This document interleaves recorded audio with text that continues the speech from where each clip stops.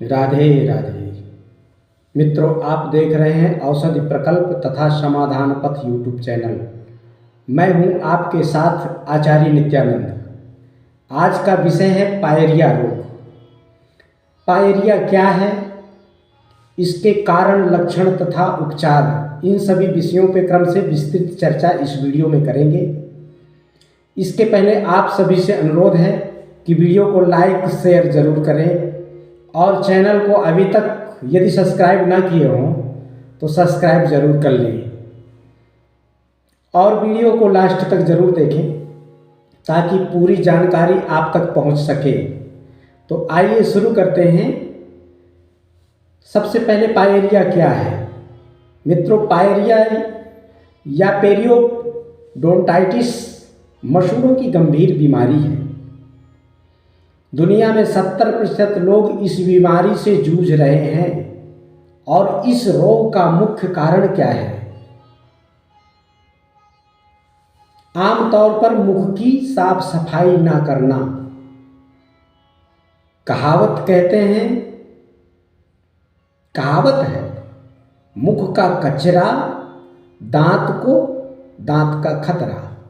यदि हम ठीक से साफ सफाई दांतों को नहीं रखेंगे तो जो हम भोजन करते हैं वो भोजन हमारे दांतों में कुछ ना कुछ चिपक जाता है और वो जो भोजन के कण अवशेष चिपके हैं उसी कण में जब हम रात्रि में सो जाते हैं अथवा बहुत देर हो जाती है वो सड़ता है। भोजन का कण, भोजन का अवशेष जो चिपका हुआ है दांतों में वो सड़ता है और उसी से पेरियोडोंटाइटिस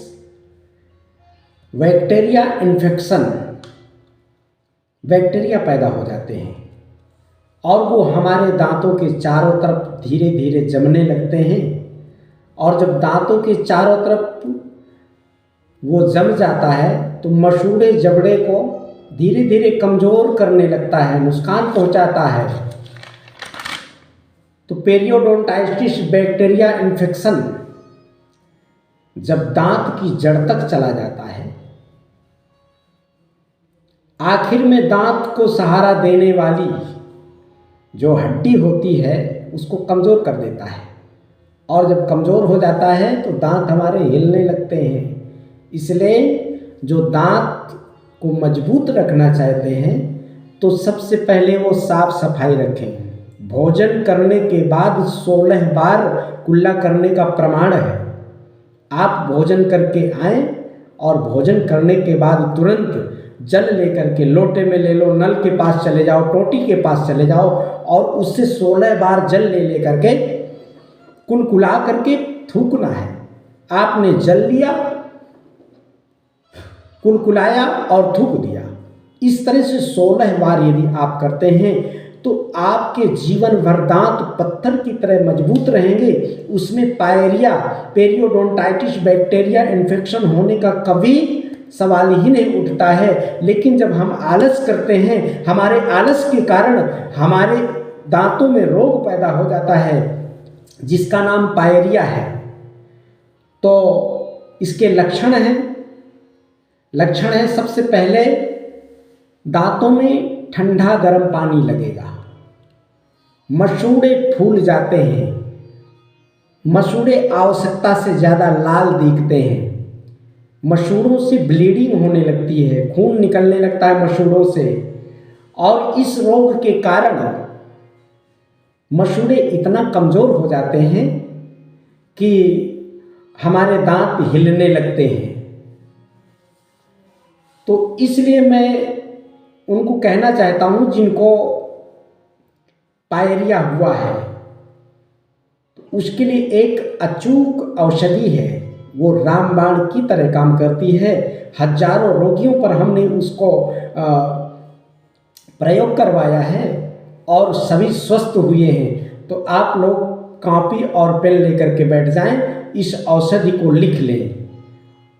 इसका इतना अच्छा प्रभाव है, प्रभावशाली औषधि है कि इसके उपयोग से दांत मजबूत हो जाते हैं, पहले की तरह पत्थर की तरह जम जाते हैं। इसलिए आइए इस को आप लोग नोट कर लें। 20 ग्राम मौलश्री की छाल, ये बाज़ार में भी मिल जाएगी और यदा कदा यदि पेड़ कहीं खड़े हैं तो भी ये आपको उपलब्ध हो जाएगी। तो आपको 20 ग्राम मौलश्री की छाल लेना है, 20 ग्राम गेरू लेना है, गेरू मिट्टी होती है, पंसारी के यहाँ ये भी उपलब्ध हो जाती है। सेंधा नमक 20 ग्राम लेना है और 20 ग्राम हल्दी का पाउडर ले लीजिए। 20 ग्राम फिटकिरी का भस्म बाज़ार में भी मिल जाता है, बाज़ार से नहीं लाना तो आप 30 ग्राम फिटकिरी ला करके 50 ग्राम फिटकिरी ले आओ और उसको तवा में डाल दीजिए। तवा में डाल करके उसको भूनिए, वो महाराज पिघल जाएगी और फुलुक फुलुक करके उसमें फफोले बन बन करके वो धीरे धीरे एक भस्म के रूप में तैयार हो जाएगी। आप डरना नहीं, वो जलती नहीं है, अच्छे से पका लेना कि वो चूर्ण की तरह हो जाए पकते पकते। इसके बाद आप त्रिफला चूर्ण उसमें ऐड करिए, 20 ग्राम त्रिफला चूर्ण और 20 ग्राम नीम की पत्तियों का चूर्ण, 20 ग्राम देसी बबूल की छाल और 20 ग्राम लौंग भी उसमें डालना है, 10 ग्राम काली मिर्च डाल दो। इसके बाद 20 ग्राम जटामासी भी आप उसमें ऐड करिए, 20 ग्राम नीला थोथा न डालिए। और वैसे तो डलवाते रहें, पर किसी किसी को यदि मसूड़ों में घाव है तो थोड़ी से लगता है, फ़ायदा तो बहुत है पर कभी कभी किसी को काटता है, तो आप आवश्यकता समझ करके डाल भी सकते हैं और ना भी डालिए, दोनों हैं, लेकिन इससे कोई साइड इफ़ेक्ट नहीं है। 10 ग्राम कपूर, 10 ग्राम सौंठ का पाउडर, इन सभी दवाइयों को आप बारीक से बारीक करके पीसिए और जब अच्छे से पिस जाएं, बारीक हो जाएं, तो फिर आप इसको कपड़े में छान लीजिए। आयुर्वेद शास्त्रों में इसको कपट छन चूर्ण कहते हैं। जो कपड़े से छाना जाए तो जो नीचे गिरता है वो बहुत बारीक होता है। अब बस इस कपट छन चूर्ण जब तैयार हो जाए, कांच के कंटेनर में, डिब्बे में आप रख लो और थोड़ी से चूर्ण अपनी हथेली में रख करके अपनी उंगली से लेकर के मसूड़ों की मालिश करनी है, बिल्कुल आराम से।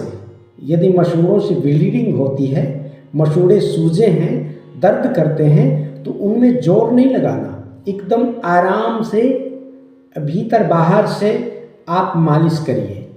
ये करने से ये अचूक औषधि है, सैकड़ों रोगियों पर प्रयोग करवाया है और उन्हें लाभ हुआ है।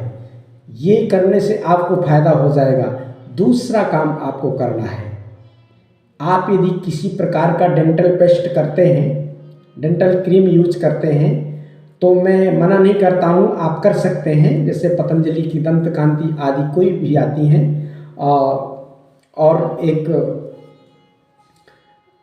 कई क्रीमें आती हैं, लेकिन उनके साथ साथ एक को आपको और करना है, अपामार्ग चिचिड़ा की जड़ की दातून, वो मैं ला करके रखा हूँ। आप कहेंगे वो कौन सी बूटी है महाराज?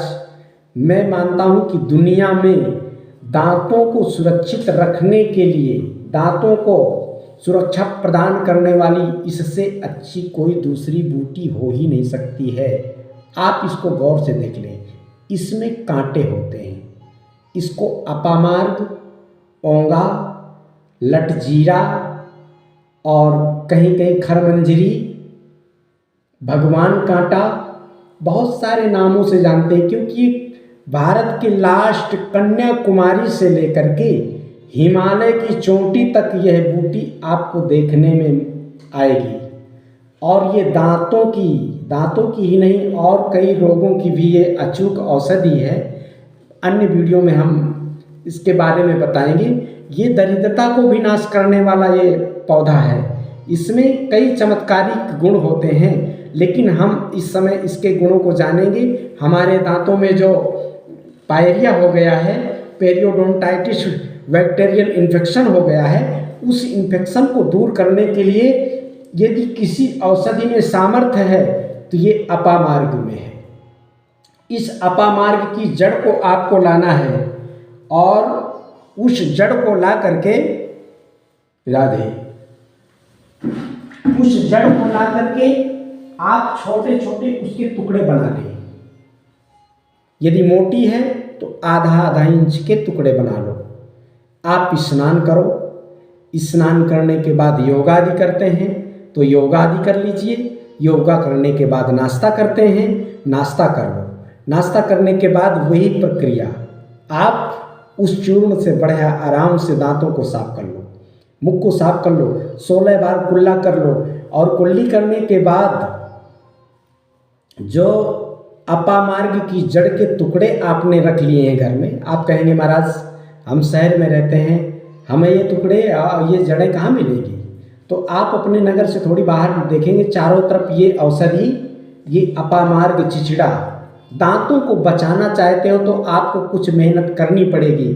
हम रोगी हुए हैं, हमें बीमारी हो गई है तो हमारे आलस का कारण है, हमारी कमी से हुई है। इसीलिए महाराज कितनी भी सुंदरता क्यों ना हो, कितना चंद्रमा की भांति चमकता हुआ चेहरा क्यों ना हो, पर यदि मुख में दांत ना हो चमकते हुए तो उस मुख की कोई शोभा नहीं है, देखने में भी अच्छा नहीं लगता है। इसीलिए दांत, यदि अपने शरीर को बचाना है तो महाराज दांतों, मुखमंडल की शोभा को बचाना है तो दांतों को भी बचाना है।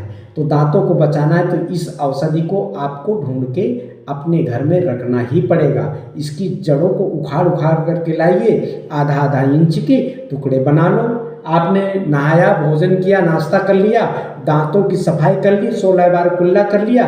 इसके बाद इसकी जड़ का एक टुकड़ा आराम से आप मुख में रख लीजिए। और जब मुख में रख लेंगे तो इसको आराम आराम से धीरे धीरे से दांतों से इसको कुचलिए, चबा चबा करके इसको घुमाते रहिए।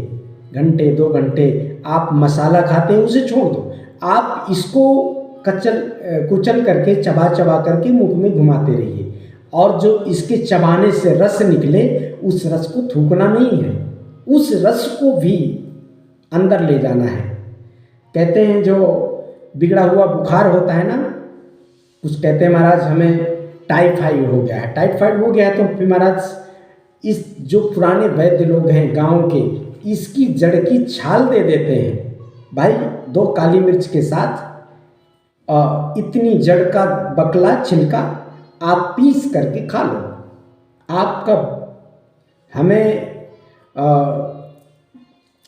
बुखार क्यों बिगड़ता है? ये टाइफाइड क्यों होता है? टाइफाइड होने का मुख्य कारण है कि हमारे आंतों में मल जम गया है। आयुर्वेद शास्त्र जड़ तक जाता है, इसीलिए जड़ से ठीक करता है रोग को। और अन्य इलाजों की हम कोई चर्चा नहीं करेंगे, कमेंटबाजी होने लगेगी।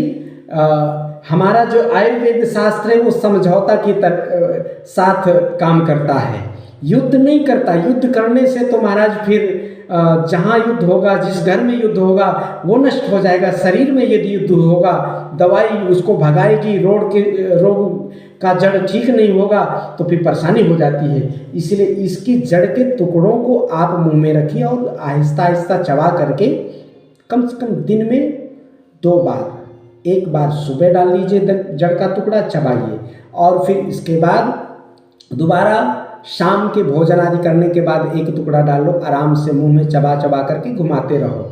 इस तरह से आपको इस पायरिया रोग से छुटकारा मिल जाएगा। और कहते हैं महाराज मलमूत्र करने जब आप बैठो, ये भी बहुत ज़बरदस्त टोटका है, बहुत ज़बरदस्त नियम है। यदि आपने इस नियम का पालन कर लिया, जैसे मलमूत्र में बैठो तो अपने जबड़ों को जबरदस्त, दांतों को आपस में एकदम दबा करके बैठना है, ऐसे करके मुंह को बंद रखना है। मुंह बंद रखो लेकिन दांतों को दबा करके रखो। जब आप दांतों को दबाएंगे, इस क्रिया में वो सामर्थ्य है कि हिलते हुए दांत भी पत्थर की तरह हो जाते हैं। तो मित्रों, जीवन को बचाना है, जीवन को चलाना है तो भोजन चाहिए और भोजन को खाने के लिए दांत चाहिए और दांत अच्छे होंगे और आप भोजन को चबा चबा करके खाएंगे तो आपकी आंतें सही रहेंगी और आंतें सही रहेंगी तो आपका जीवन बहुत सुंदरमय सुखमय बीतेगा। और कुछ भी खाइए लेकिन साफ सफाई जरूर रखिए।